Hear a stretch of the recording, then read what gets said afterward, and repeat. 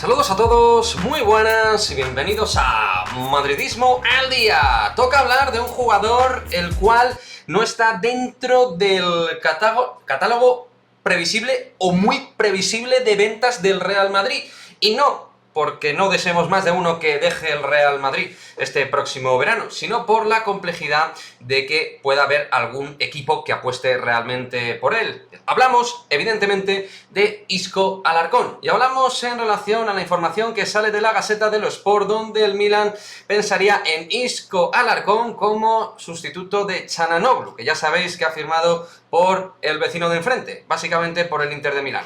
La cuestión es si es factible esta posibilidad, si esta noticia es real, y se sumaría en este aspecto a otros nombres que se han barajado para el futuro del Milan, como Dani Ceballos, Luka Jovic, Mariano, Álvaro de Orzola y ahora, como decimos, Isco Alarcón. Yo lo veo arduo, complicado, más allá de que solo le queda un año de contrato, por ese aspecto no lo veo difícil. Tiene 29 años aún y es un jugador que todavía es, dentro de su madurez, joven para poder competir. La cuestión es en el momento competitivo, valga la redundancia, que está y que ha demostrado en los últimos tiempos en el conjunto madridista. Y a mí me sorprendería que se embarque en un equipo que tenga exigencias como este Milan, que siendo un Milan menor con respecto al de otras épocas, es un equipo que va a competir en Europa.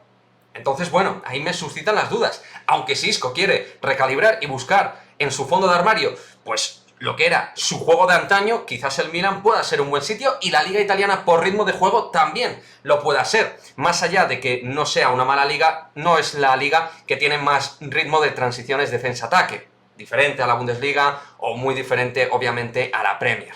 Entonces, bueno, se ha hablado del Sevilla anteriormente, hace varios días, y ahora se habla del Milán. La situación es clara.